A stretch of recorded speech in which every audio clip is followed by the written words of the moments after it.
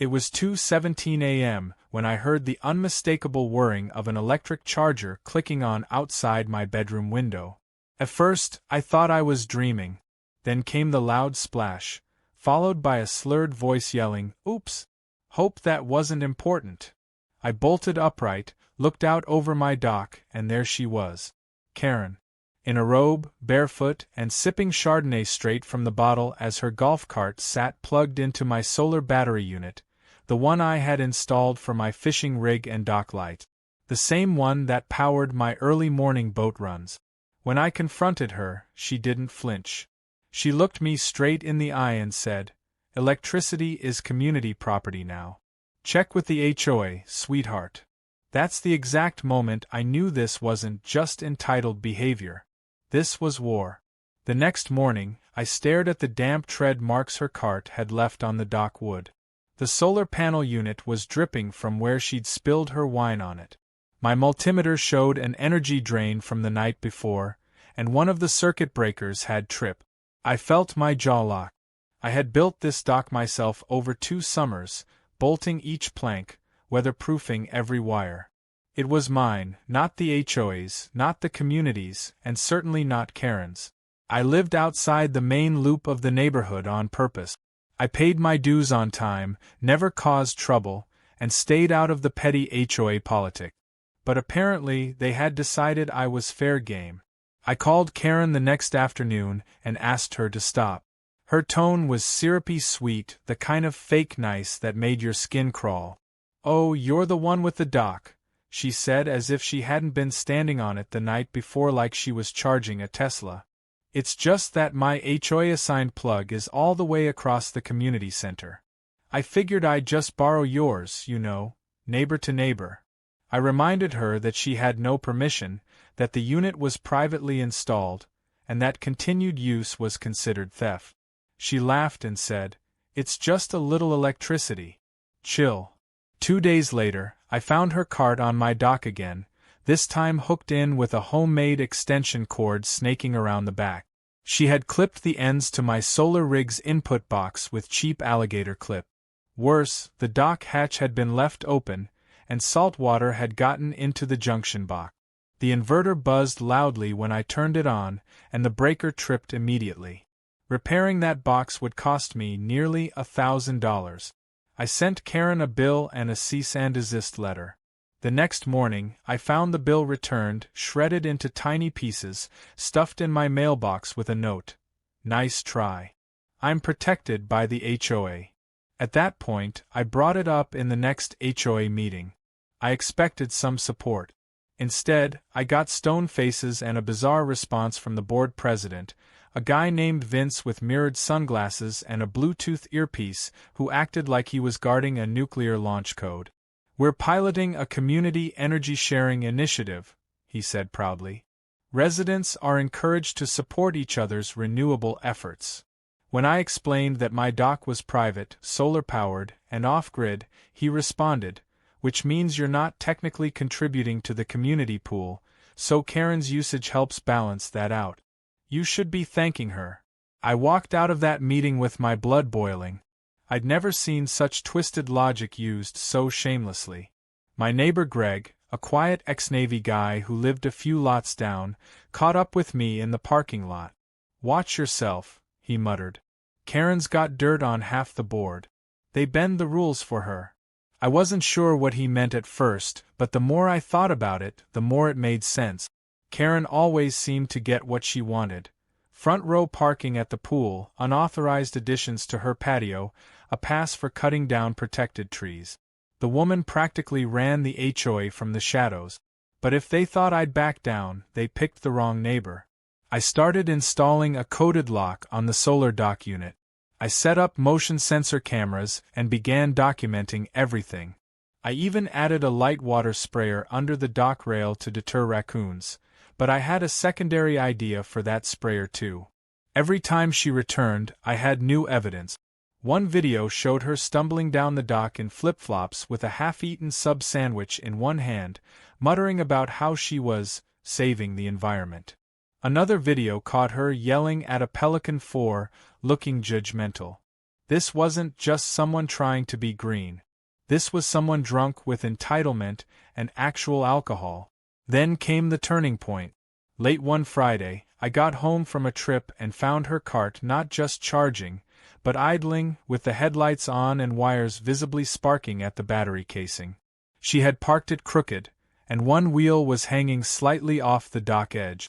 The cable she used had frayed from rubbing against the planks, and it had shorted out, leaving scorch marks near the junction box. I immediately unplugged it and called the fire department just to be safe. They arrived and confirmed the risk of battery ignition. "You're lucky this didn't torch the dock," the captain said. "This isn't a golf cart anymore. It's a rolling hazard." Karen, of course, denied everything. She claimed I must have tampered with her cart, that I was trying to frame her, that I was targeting her for taking initiative in a green future. The board backed her again, calling it a technical miscommunication. That was when I stopped playing defense. I went to the city clerk's office and requested records for zoning, electrical permits, and dock usage laws. I found exactly what I was looking for. My dock extended just past the local lake's demarcation line, putting part of it under county jurisdiction, not the HOA's. That changed everything. It meant I could install certain defensive deterrents, even temporary electrical isolators, without needing HOA permission. It also meant I could set traps, not dangerous ones, mind you, nothing harmful, but certainly educational. That weekend, I modified the water sprayer system. With Greg's help, I programmed it to activate when unauthorized weight was detected after midnight. We tested it with a couple of sandbags. It worked flawlessly. I called it the Saltwater surprise.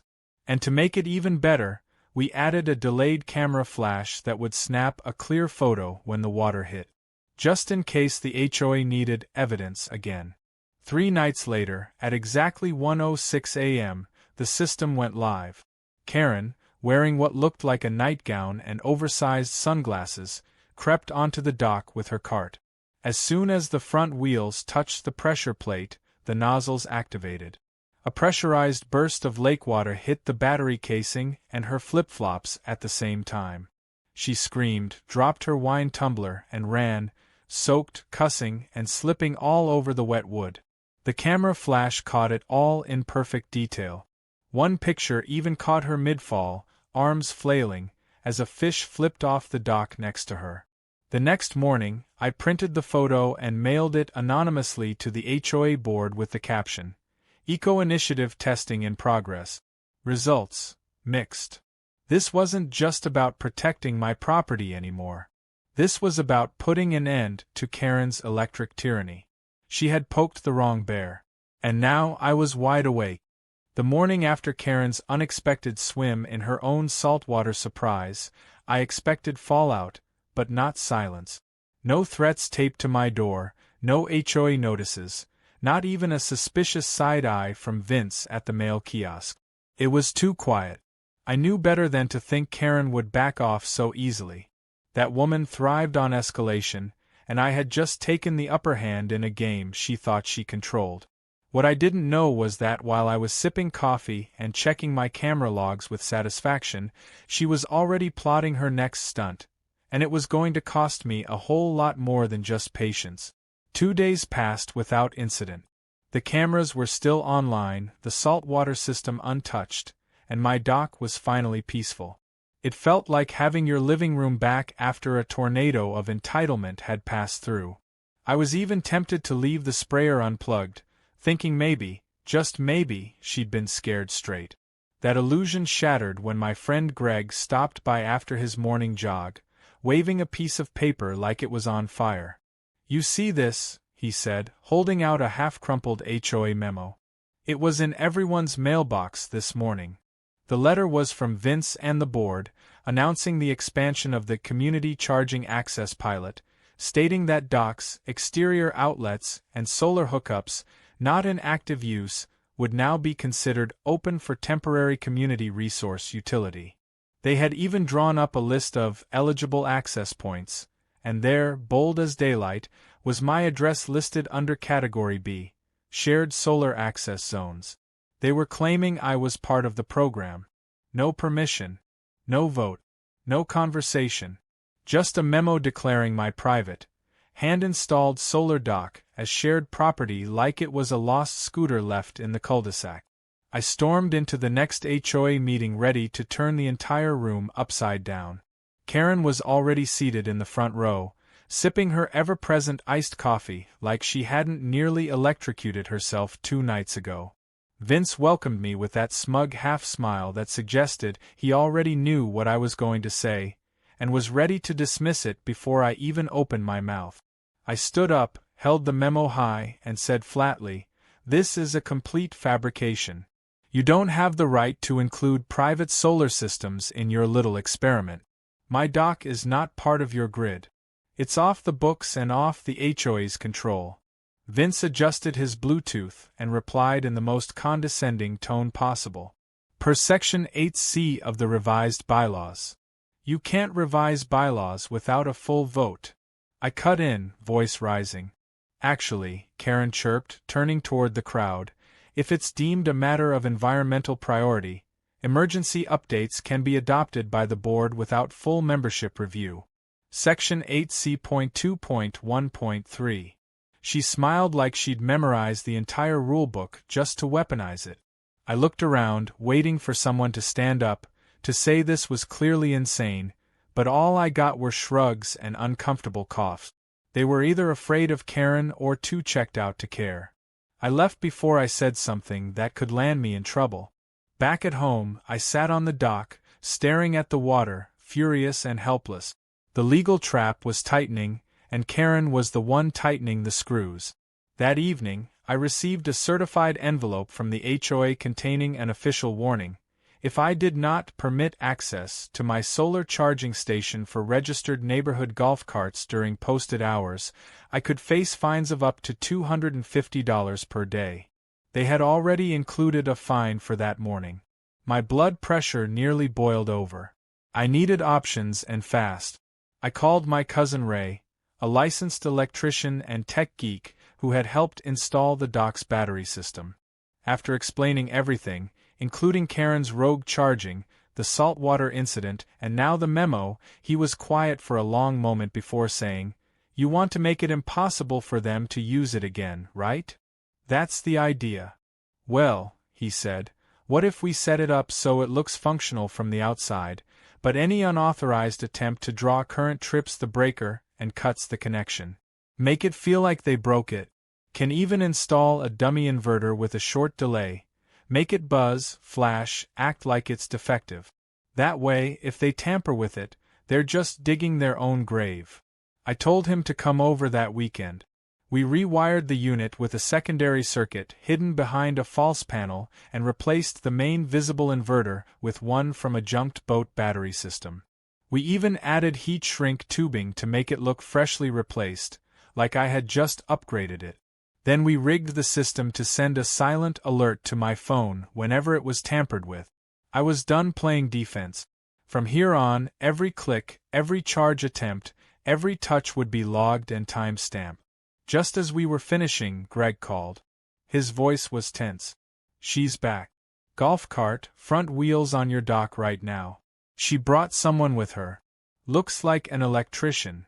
I grabbed my keys and sprinted down the hill toward the dock.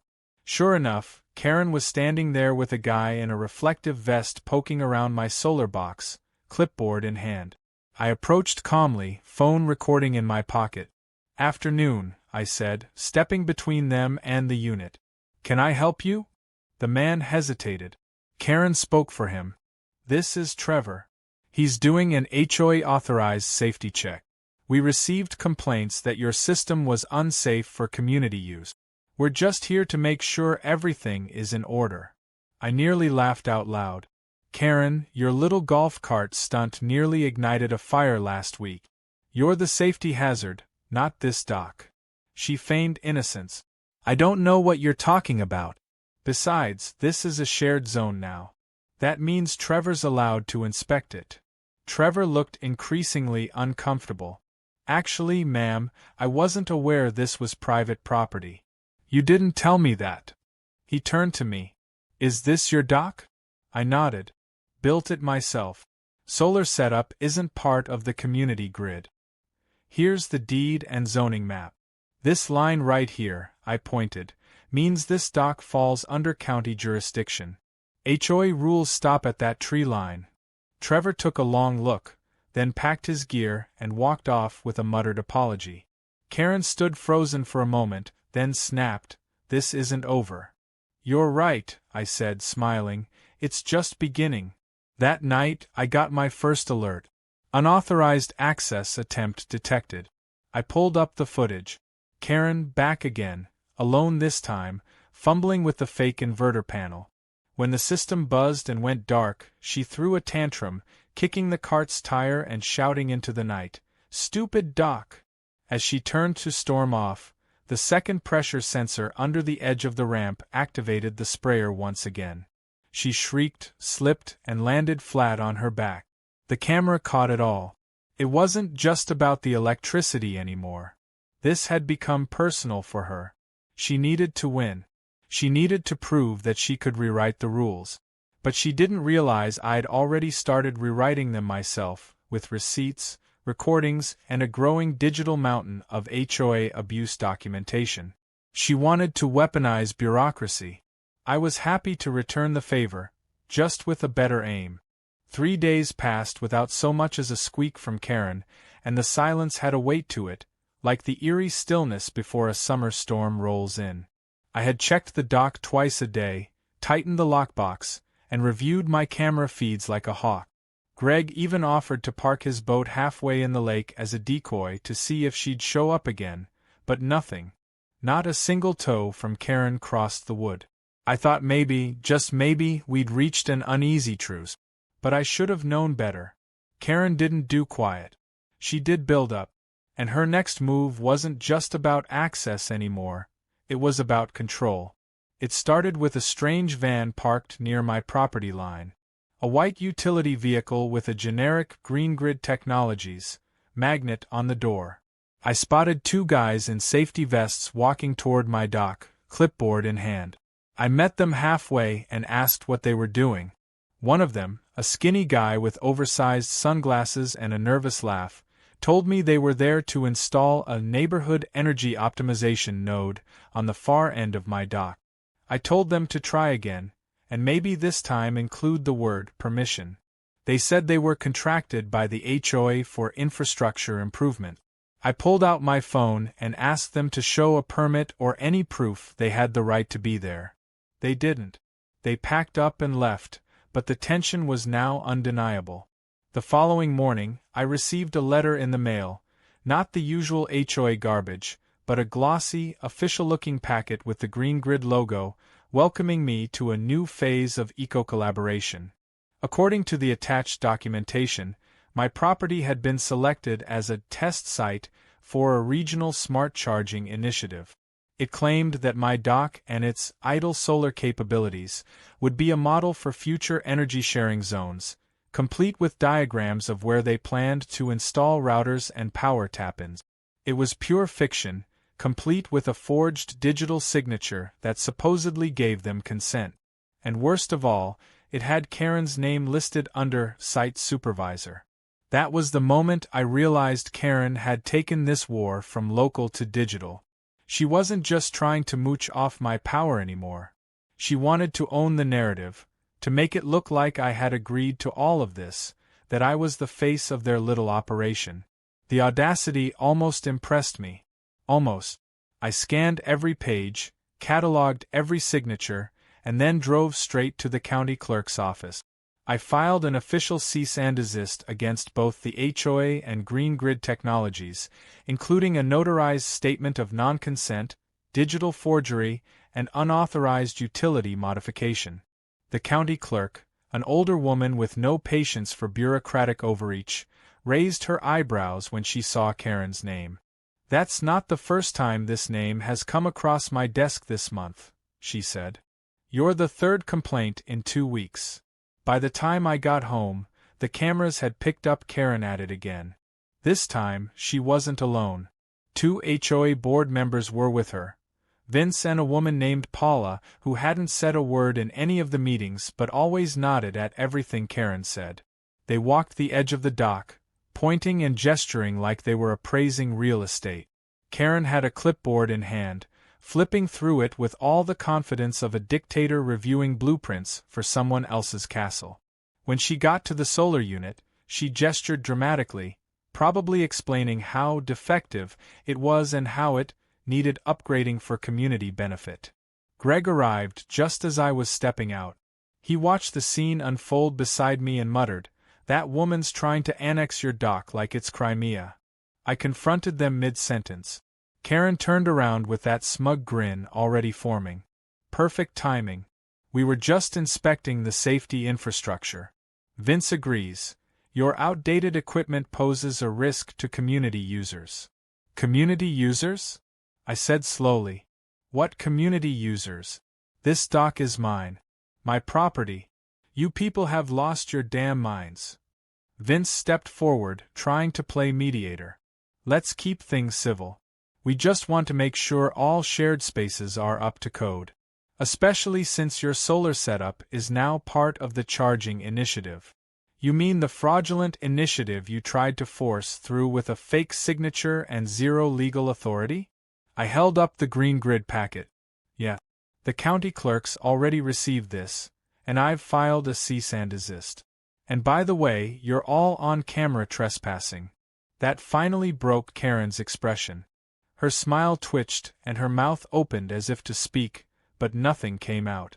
She stormed off the dock in a flurry, barking something at Vince and Paula. The two board members exchanged glances, realizing, maybe for the first time, that she had gone too far. But if I thought she would lay low after that, I was kidding myself. The very next night, she came back with her golf cart, except now it had been modified. I don't know if she found a back-alley electrician or bribed a tech nerd, but that cart was no longer a golf cart. It was a Frankenstein experiment on wheels. It had side panels covered in solar film, a flashing power inverter, and some kind of external lithium pack bolted crudely to the back. Worse yet, she'd mounted a homemade charging arm, a robotic-looking appendage with an extension plug, clearly meant to reach my solar terminal without having to step off the dock. I saw it live through the camera feed. She didn't even try to be stealthy. The robotic arm whirred as she guided it forward, plugging directly into the old dummy terminal. That was her first mistake. The second was assuming I hadn't changed the voltage in the dummy wiring. There was no shock or explosion, nothing dangerous, but the moment her modified cart drew current, the circuit triggered a voltage spike designed to trip her breaker and overload her external battery. Within 5 seconds, her entire cart went dark. The inverter let out a metallic groan, then a small puff of white smoke hissed from the side vent. Karen screamed. The robotic arm retracted in a twitchy panic, and she slammed the dash in frustration. The cart rolled backward down the ramp before she could stop it. It didn't go far, just lodged against the dock post, but the humiliation was complete. She stood there, hands on her hips, yelling at the machine like it was a misbehaving child. And then, as if fate wanted to underline the moment, Greg's drone descended from above. We had pre-programmed it to hover and record any unexpected night activity, but it now circled Karen's cart like a robotic hawk, red light blinking. She looked up, saw the drone, and hurled a cup of something at it. The drone dodged, captured everything, and zipped away. The next morning, I posted the footage, anonymously, of course, to a private homeowner forum outside the HOA's jurisdiction. Within hours, the video went viral among local neighborhood. Titles like Karen's electric coup fizzles and When the Dock Fights Back were plastered everywhere. Even some of the more neutral board members started distancing themselves from her. Vince called me privately that evening, tone much softer, trying to talk settlement. I told him flatly, the only settlement I'd accept was a formal retraction of every HOA claim to my dock and a public admission that Karen had forged initiative documents. He said he'd get back to me. But I wasn't waiting around. I had already contacted a zoning attorney and started drafting an official challenge to the HOA's authority over any waterfront properties extending past the demarcation line. Karen thought this was about a power outlet. What she didn't realize was she'd just turned the entire HOA's control structure into a battlefield. And I had just loaded the first real shot. By the time the viral drone video of Karen's golf cart disaster had made its rounds, I expected the HOA to come crawling back with apologies or at least some half-baked explanation. But instead, they doubled down. The next week began with a formal HOA newsletter that felt more like a propaganda flyer than a neighborhood update.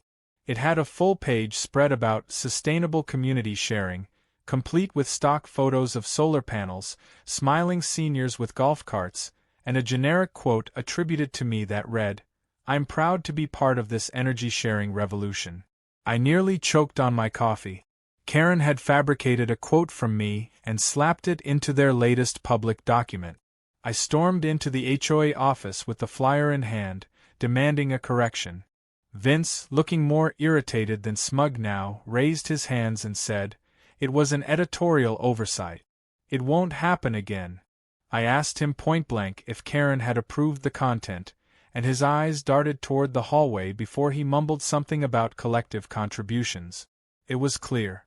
Karen wasn't just a member of the HOA anymore. She was running it from the inside out. I wasn't the only one who noticed the shift. Greg told me during one of our morning dock chats that a few other neighbors were starting to feel the pinch too. One resident down the street had suddenly found a citation on his door for non-eco-compliant roofing tiles. Another woman, who kept bees in her backyard, was told her unauthorized pollination devices violated new bylaws. All of it had Karen's fingerprints on it. She was weaponizing the Green Initiative to gain control over anyone who had challenged her authority, and apparently, my saltwater stunt had moved me straight to the top of her hit list. That's when Karen took things to a whole new level. One evening, I heard a noise out front, an engine idling too long to be casual. I stepped outside to find a tow truck parked near my driveway, the operator halfway through lowering his rig. My truck was parked near the curb, not blocking anything, not on anyone's property line. I approached him and asked what he was doing, and he shrugged, handing me a printed work order with the HOA letterhead. It claimed my vehicle was obstructing neighborhood solar access lines, a completely made-up reason that didn't even make sense. I showed him my property markers and pointed out that the truck was parked legally, within the public curb space. He shook his head and said, "Lady who signed this said it was urgent. Said you were blocking emergency energy flow." The lady was, of course, Karen. I told the operator I'd be filing a report if he touched my vehicle. I even offered to let him inspect the property himself. After 10 minutes of grumbling and looking at his phone, he climbed back in the truck and drove off. But not before muttering, "You're not the first guy she's tried this on." That one line hit harder than he probably intended. It wasn't just about me anymore. Karen was playing a long game, and she was getting bolder. The next morning, I noticed a new device installed near the community's electrical substation. It looked like a weatherproof box with a blinking antenna, definitely new. Greg and I went to take a closer look, and sure enough, the panel was labeled HOA Energy Monitoring Node A1. We pulled back, exchanged looks, and understood immediately. Karen was installing smart meters, or at least the illusion of them, to justify her claims about community energy tracking. It was a move straight from the authoritarian handbook. Create a fake system, pretend it has jurisdiction, and punish anyone who doesn't comply. That night, I received an email with an attachment from an unknown sender. The subject line read, "You're not alone." I almost deleted it, thinking it was spam, but something about the phrasing made me pause. I opened it. The attached video was low resolution, grainy, obviously filmed on an old phone, but the content was damning. It showed Karen in a heated argument with a former HOA president, someone I vaguely remembered from a few years back. In the video, she was shouting about how things would run now, and threatening to leak photos unless he approved her revisions. The man refused. She walked out of the frame. The video cut out. I immediately reached out to the sender, who identified themselves only as Neighbor X. They said Karen had been running a slow-burn coup within the HOA for nearly 2 years, replacing key members, threatening others, and using petty fines and new green initiatives as weapons. Several residents had tried to push back, but none had succeeded, until the drone video. According to Neighbor X, that footage had become a rallying cry. More people were watching now, and they were ready to fight back. We scheduled a secret meeting. Greg and I hosted it in my garage with the door down, music playing to muffle any sound. 6 neighbors showed up. Each had a story. Janet, the beekeeper, had her entire hive destroyed after a routine inspection gone wrong. Leonard, a retired firefighter, had been fined for having non-native grass in his backyard. A young couple, Emma and Luis, shared how Karen had blocked their permit to build a greenhouse because it might shade the sidewalk. It was absurd. It was infuriating. It was time to strike back. We made a plan. Step 1 was to expose the fake energy initiative to the wider city utility board. Greg had a friend at the local news station and agreed to leak the story anonymously. Step 2 involved compiling every piece of footage, citation, memo, and fraudulent letter Karen had issued. We'd build a file too big for the county to ignore. Step 3 was my personal favorite, Operation Detour. Operation Detour was simple. I would reroute the final visible solar input on my dock to a battery array that didn't actually lead anywhere. It would still buzz and light up when connected, but it wouldn't charge anything. Meanwhile, the real power source would be rerouted beneath the dock into an insulated backup unit. If Karen came again, and we all knew she would, she'd be tapping into an empty line. If she tried to force her robotic arm on it again, it'd trigger a pressure sensor wired to the sprayer system, upgraded now with a safe dye packet that turned water bright green. It wasn't malicious. It was poetic. The next night we didn't have to wait long. Karen returned, her cart humming and blinking with more lights than an amusement park ride. She didn't even hesitate. The robotic arm extended again, this time with what looked like a GoPro strapped to it, like she was trying to capture her legal right to charge. She plugged in. The dummy inverter buzzed. She smiled, pointed at her camera, and muttered something triumphant. Then came the pressure click. Then the hiss of the sprayer.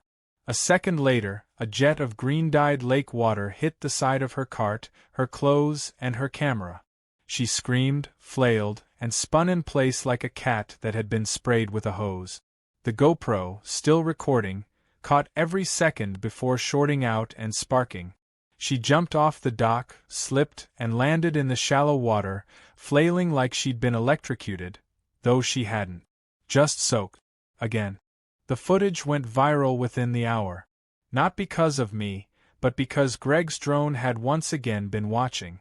And this time, the footage included the entire setup, her camera, her robotic arm, her declarations of innocence, and her total meltdown. It was undeniable. Even Vince couldn't spin it. The HOA board called an emergency meeting within 24 hours. Karen didn't show up to that one. But we did. And this time, we weren't asking for permission. We were demanding answers. The room was packed for the emergency HOA meeting, and for once, it wasn't because of complimentary snacks. Every chair in the clubhouse was filled. People were standing in the back, some even peeking through the windows. Greg and I arrived early and sat near the front, with a thick folder of printed evidence in my lap. The viral drone footage from the night before had changed everything. Karen's golf cart meltdown, the robotic arm, the bright green spray catching her mid-smirk. It had ignited the neighborhood like a match to dry pine. People weren't whispering about her anymore. They were talking out loud, and they were furious. What made it even worse for Karen, though she probably hadn't figured it out yet, was that the footage had made its way beyond just the HOA's little fiefdom. A local news station had picked it up and ran a segment on neighborhood surveillance and petty power abuse. It was mostly tongue-in-cheek, but the anchors had a field day mocking Karen's collapse into the lake while yelling about her energy rights. What had started as her victory lap had turned into a public embarrassment. She hadn't been seen since the video aired, and Vince looked like he had aged 5 years overnight. He walked up to the podium without his usual smug Bluetooth earpiece. The room quieted. Everyone was waiting for him to say the words. But instead, he cleared his throat and read from a prepared statement. He said the HOA was launching a full internal review of policy overreach, and that certain board members would be temporarily stepping back during the process. It was a poor attempt at damage control. People weren't having it. Someone in the back shouted, "Where's Karen?" Someone else followed with, "How do you step back from trespassing and fraud?" I stood up and raised the folder. Vince froze. "I have documentation," I said clearly. "Every unauthorized memo. Every fake signature. Every footage clip. You can do your internal review, but the county and the city already have copies of this. And so does Channel 9. So either you come clean now, or the next meeting will be hosted by a judge."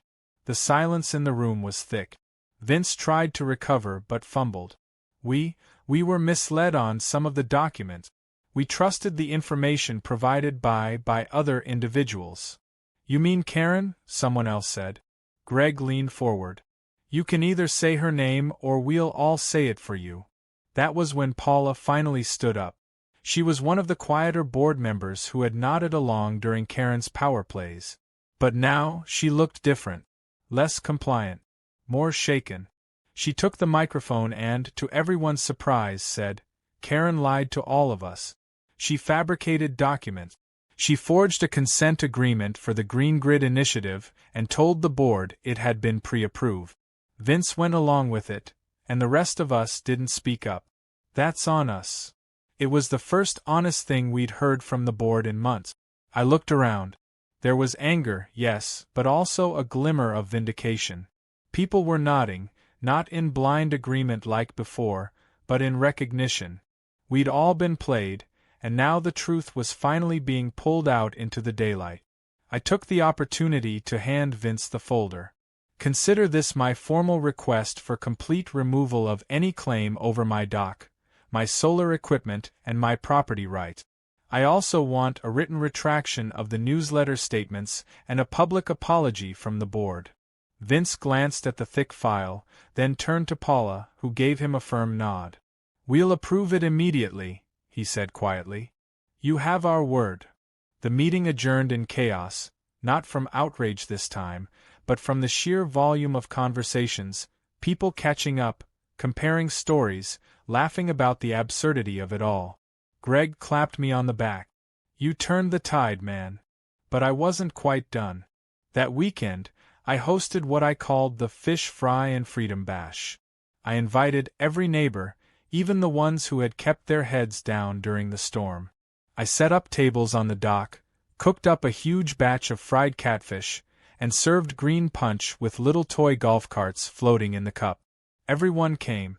Even Leonard the firefighter brought a speaker and played a playlist titled Karen's Greatest Hits, which included water-themed classics like Cry Me a River and Under the Bridge. There was laughter, storytelling, and the kind of peace I hadn't felt since Karen first set foot on my dock. I even gave a little speech. Nothing grand, just a reminder that boundaries matter, that power, when abused, doesn't last, and that sometimes a well-placed sprayer can do more than 100 angry emails. Toward the end of the party, as the sun began to set, a car pulled up quietly at the edge of the road. Karen stepped out, dressed not in one of her usual dramatic outfits but in jeans and a plain sweater. She didn't come down to the dock. Just stood there for a few seconds watching the party, watching me. Our eyes met. She didn't say anything. Then she turned and walked back to her car. I didn't follow. I didn't need to. Whatever empire she'd been trying to build, it had already sunk, and she was just now realizing it. A few days later, the HOA posted an official update. Karen was removed from all committee positions. Vince was stepping down as president. Paula, surprisingly, had volunteered to take interim leadership and promised to restore normalcy. The newsletter was retracted. The energy sharing initiative was cancelled. And my property was listed, finally, as outside of HOA utility jurisdiction. But the best part came last. In a formal letter from the City Utility Department, it was confirmed that the HOA had no authority to approve or implement any energy modifications without city inspection and property owner consent. Green Grid Technologies was also fined for attempting installations without permits, and Karen's name was included in the formal reprimand. As for my dock, it never looked better. Greg and I replaced the old solar inverter with a new one, ran clean wiring through waterproof casing, and installed motion lights synced to a phone app. I even added a sign, handcrafted from cedar, that read, "Private dock. Unauthorized charging will be hosed," literally. In the end, I didn't just win back my dock. I won back peace. Karen had tried to turn the community into her playground. She had used green language as a leash, rules as weapons, and HOA meetings as her personal court. But she didn't count on resistance. She didn't count on documentation. And she definitely didn't count on the neighborhood waking up. Now, every time I sit out on that dock with a fishing rod in one hand and a drink in the other, I smile. Not because I beat Karen, but because I proved that even in the middle of absurdity, when someone tries to rewrite reality, a little salt water, and a whole lot of truth, can go a long, long way.